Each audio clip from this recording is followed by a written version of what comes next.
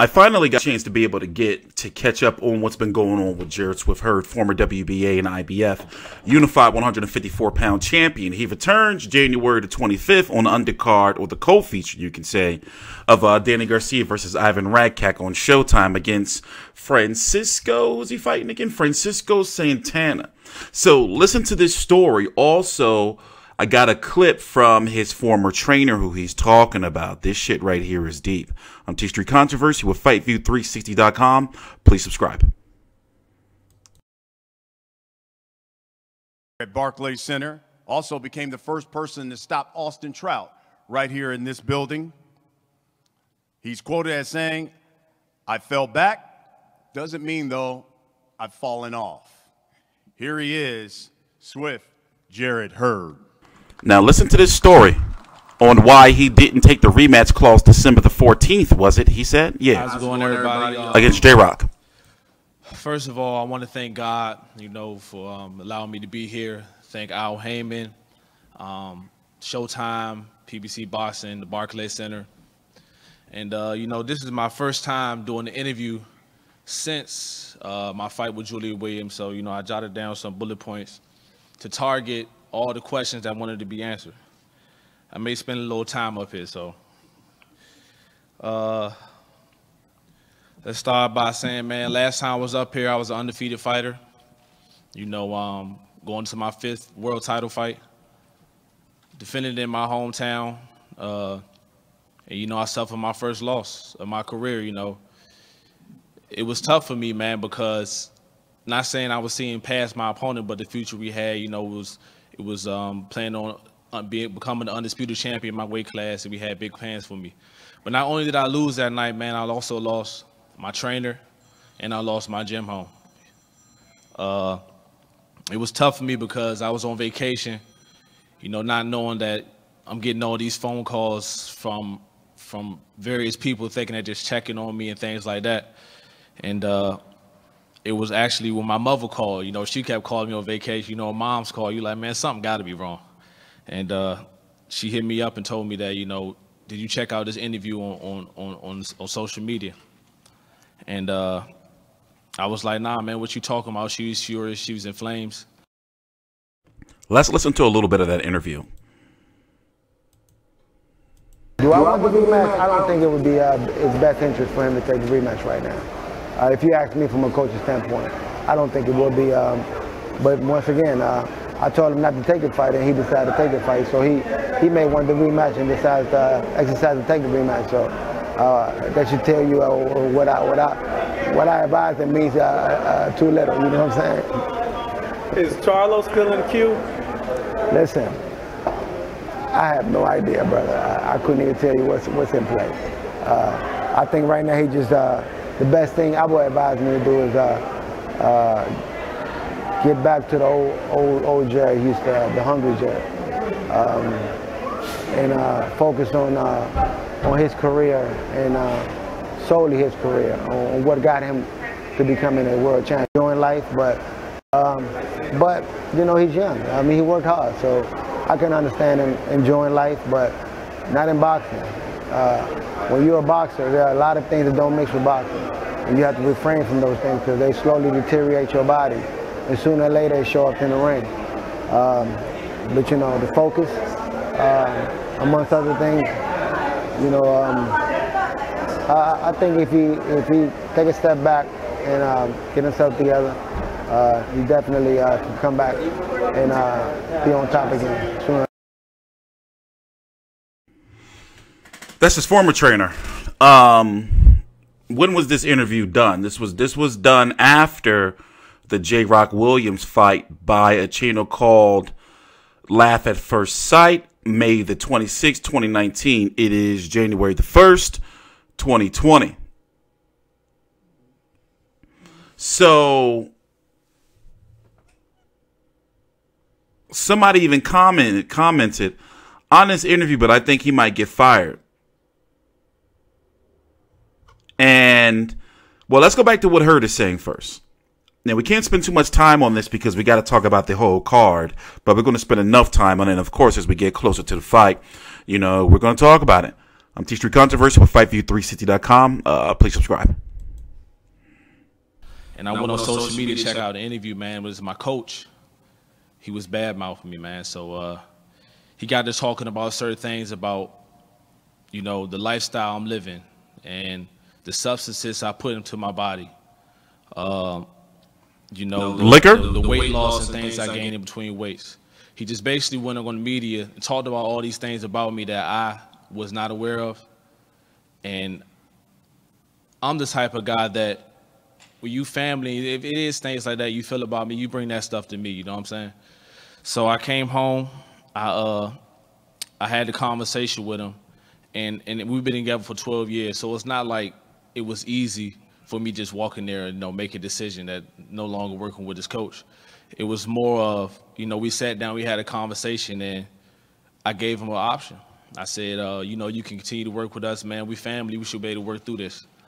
And he made the decision that he didn't want to no longer work with me. He wasn't happy with the team I had. He wasn't happy with the staff that I was working with, so he didn't want to continue to work with me. But with that being said, you know, I was lost. I didn't know what direction to go. I didn't have a gym home. You know, trying out opportunities. We had a rematch clause set for December 14th, and I couldn't go into a fight in the condition I was in. You know, I wasn't training. I was still looking.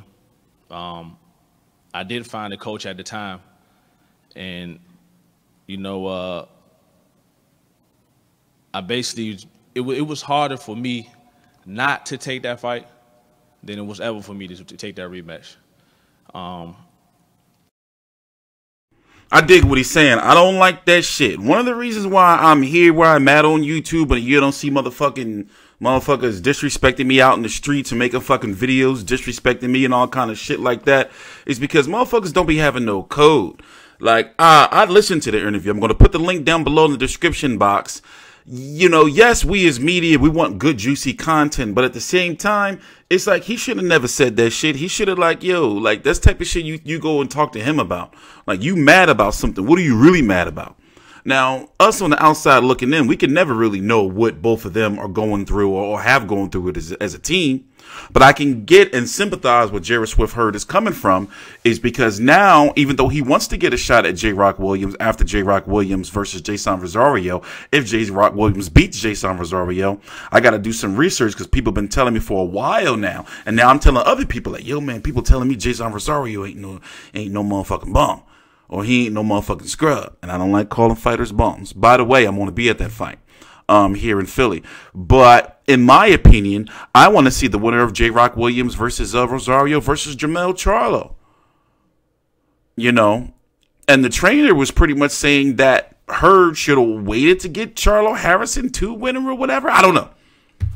The point is, I do think that they should have kept that shit like in-house. And yeah, Hurd be big as a house in between fights, but he do be making weight. He be making underweight. So it's like I can see, you know, like how people may be like looking like, yo, he a weight bully and everything, but he be making weight, and he be having this fucking fro that he had the fucking the dip tips. What do you call that shit? I don't know what the kids. I'm bald, man.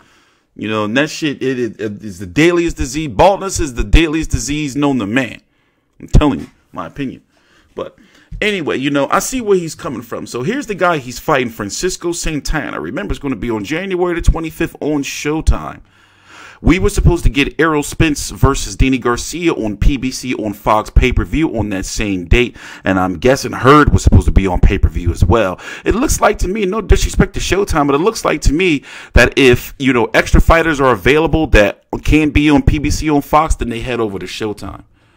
Or, you know, certain guys like Jermell Charlo seems to be like staying on Showtime, and Tank Davis and Adrian Brown are going to be on Showtime. It seems as though that's what it's going to be. But here's who he's fighting in a comeback fight. When was the last time you fought, Hurd? When was that fight? That was just earlier this year. This is his comeback fight. I mean, earlier last year. You know, I get it. You know, they're playing it safe because he's trying to get a stable team. He's looking for a team. So fans are going to be like finicky and fickle with this shit, but I get where he's coming from. You know, like, stay active. You don't have a team right now, you know, a set team, and, you know, it is a setback. But fighting a guy like Francisco Santana, it's like, bro, you at the back of the line. Have I seen, oh, Lord, and he's a 147-pounder too? Oh, Lord.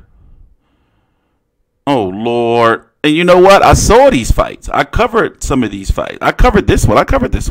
Let me see. How much you want to bet? How much you want to bet Benavidez Jr. versus, how much you want to bet I covered that fight? Let's see. Benavidez versus, what's this guy named? Santana. How much you want to bet? And I'm probably one of the only motherfuckers that covered that fight. Let's see. Where you at? TstreeT, did you cover that fight? I was pretty ill during that time. Look, there go me. Crawford, no, that's not it. Where I'm at. I'm shocked. Benavidez, from, was this one of those fights that I had to cover this fight? Come on. Come on. Hold up. Damn it. I had to cover this dude before.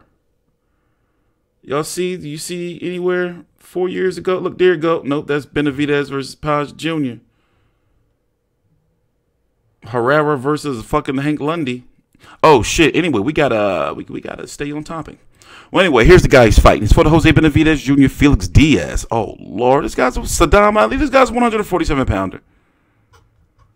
Oh, Swift Hurd, I get it, man. But you know, fans gonna crucify you, bro. Fans gonna crucify you. But let's listen to some more before we switch over to the main event, Danny Garcia.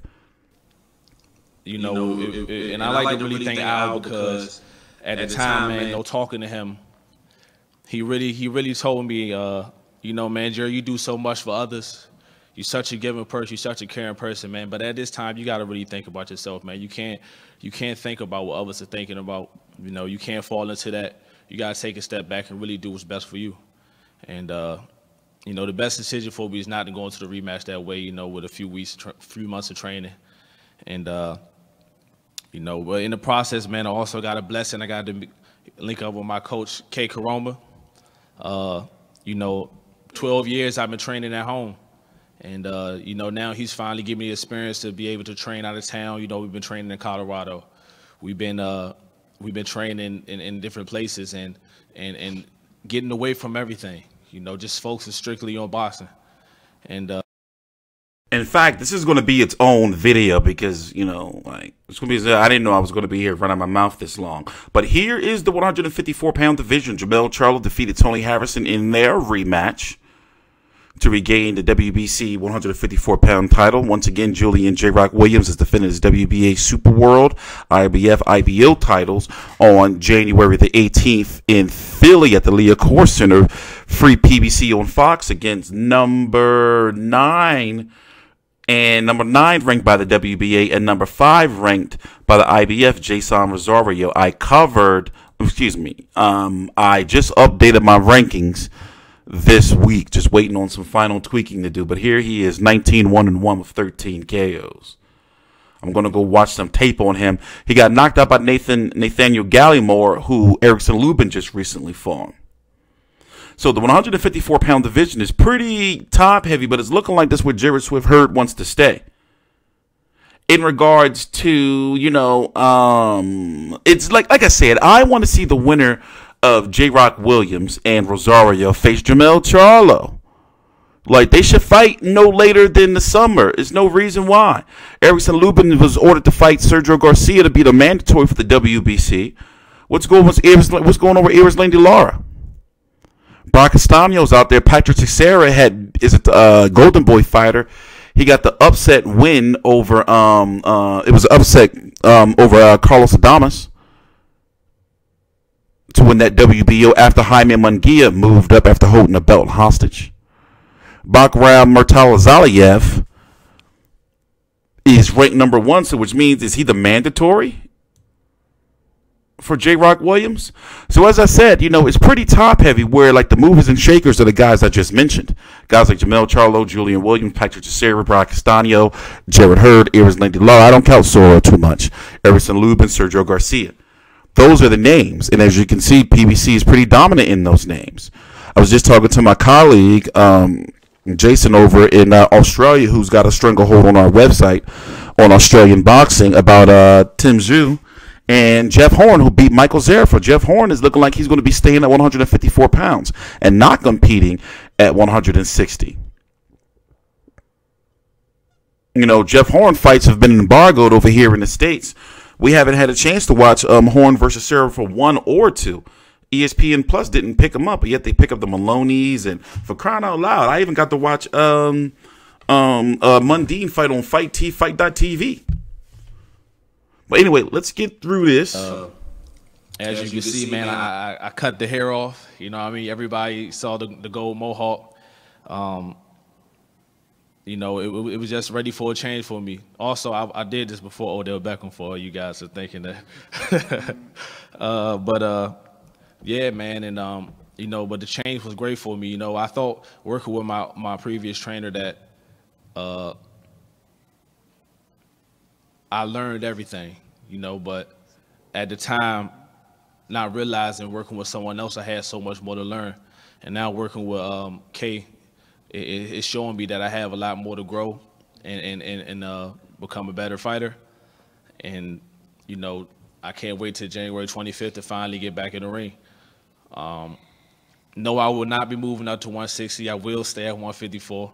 I will be fighting to get my titles back. That's not to look past Francisco Santana. He's a great fighter. But I'm just looking to regain my titles and get back to the old me. So, like Brian said, man, just because I fell back, that don't mean I fell off. I just stepped back, you know, went back to the basics to regain myself. So don't you ever forget it's still Mr. Get That Bag, yeah. Oh, shit. All right. Thank you, Jarrett. So let's listen to Francisco. And why is Francisco coming second? Scene.com, all that, you know, that it's going to be a massacre. Here is Mr. Francisco Santana. Francisco's the A side. He going last. Man, Swift Hurd gonna get fucked up. I'm going with Santana.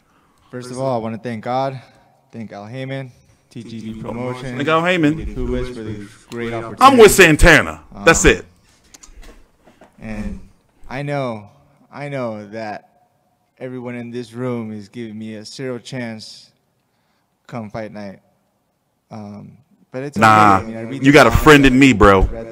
What people post on boxingscene.com, all that, you know, that it's gonna be a massacre, this and that, but it's all good, you know. There's 3 people that believe in me. That's Haas Janik, my buddy Chris J, and myself. And I mean, obviously, to be able to fight, I believe in you too, bro. Unified world champion like Jarrett Hurd, you know, I mean, he's a good, solid fighter, man, and I mean, this is my what I say, my Super Bowl, you know. I mean, I gotta go out there and make the best. When somebody calls and presents an opportunity like that, you can't turn it down. So when I got the phone call, I'm like, you know, to fight against one of the biggest names in the division, it's hard to say no. I'm like, you know, of course I'm gonna step up to the plate, and come January 25th, I'm gonna go and prove to everybody my definition of never giving up on a dream. You know, I've been pursuing it since I was a kid. Long ass press conference, shit. And just I had some setbacks. I also picked myself back up and rise to the occasion. And come January 25th, I'm gonna fight with every ounce and spirit that I have in me, and to bounce back from my last fight and go on and be a world champion hopefully soon. Thank you. That's a long-ass press conference, and they doing Q&As and everything. Unfortunately, we're going to have to watch this when we do one of my streams sometime coming up, because we don't have enough time, you know, and I still got to talk about the main event, and we didn't even get my man Chris Colbert, Stephen Fulton. I always get them confused. Steve Fulton. Chris Colbert is on the Jrock card. Ain't give him no time. So here's the card as it stands right now. Danny Garcia versus Ivan Redkach, which is going to be my next video. Steve Fulton versus Arnold. How do you pronounce this guy's name? I know I've seen him fight before. I know I have. Of course I have. Khegai. Who did I see him fight? Where? Was it this one? That was in Philly. Maybe it was some tape I watched. Well, anyway, solid-ish card. My biggest beef is Danny Garcia, Ivan Redkach. I would have rather Jose Zito Lopez or somebody like that. You know? But we're going to talk about that in my next video. Shout out to Swift Hurd, man, for, like, being ahead of the game and, like, putting the shit out there so people stop asking him, like, yo, what the fuck? Why you didn't take the rematch clause? So, shit makes sense to me. And even though fans are not going to really be feeling it, I understand where he came from. He wasn't going to be right and he had the right team. So, he would have had to rush, get, like, a temporary team for a big rematch that if he would have lost, he would have sent him back down further. No way. But now he's got to deal with the consequences of that, even though the situation was kind of, like, I can't say it was out of his control because he did have to fire dude, in my opinion, and even if he said that he tried to go back and try to work shit out, that shit's still fucked up. I'm TstreeT Controversy with FightView360.com. We cover every single major fight live. Happy New Year, and please subscribe. I put into my body. The weight loss and things I gained in between weights. He just basically went on the media and talked about all these things about me that I was not aware of.